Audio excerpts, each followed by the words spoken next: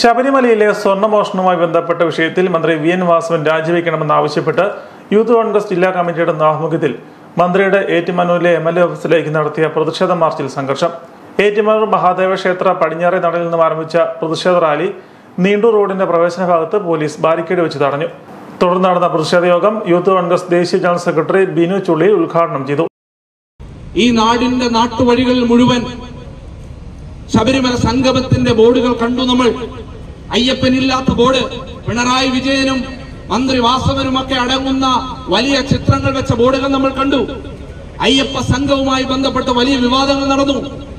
ആ അയ്യപ്പ സംഗമം കഴിഞ്ഞ ദിവസങ്ങൾ കഴിയുമ്പോൾ കേരളത്തിലെ മുഖ്യധാരാ മാധ്യമങ്ങളിലൂടെ കേരളീയ സമൂഹം അറിയുകയാണ്, ഹൈക്കോടതിയുടെ ഇടപെടലിന്റെ അടിസ്ഥാനത്തിൽ അറിയുകയാണ്, ദ്വാരപാലക വിഗ്രഹവുമായി ബന്ധപ്പെട്ട് ഈ കേരളീയ സമൂഹം ഞെട്ടലോടെ കൂടി കാണുന്നു. അന്ന് മന്ത്രി പറയുന്നു, എനിക്ക് അറിയില്ല ഇങ്ങനെ ഒരാളെ എന്നാ പറയുന്നത്.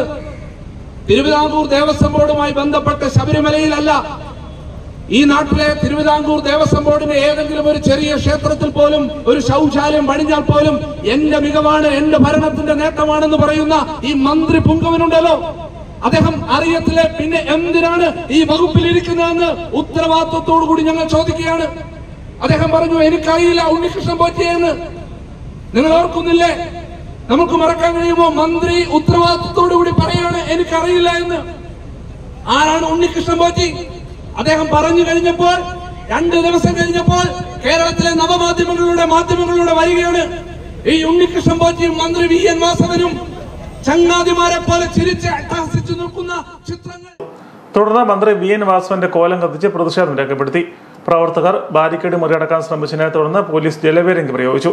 ഇതോടെ മുദ്രാവാക്യം വിളികളുമായി പ്രതിഷേധ പ്രകടനമായി സെൻട്രൽ ജംഗ്ഷനിലേക്ക് നീങ്ങിയ പ്രവർത്തകർ MC റോഡിൽ കിടന്ന് പ്രതിഷേധിച്ചു.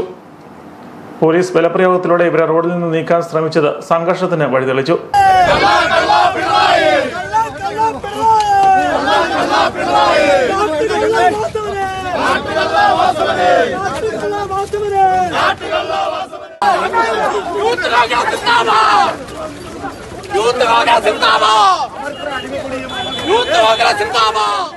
ഇതോടെ പ്രധാന റോഡിൽ വാഹന ഗതാഗതവും സ്തംഭിച്ചു.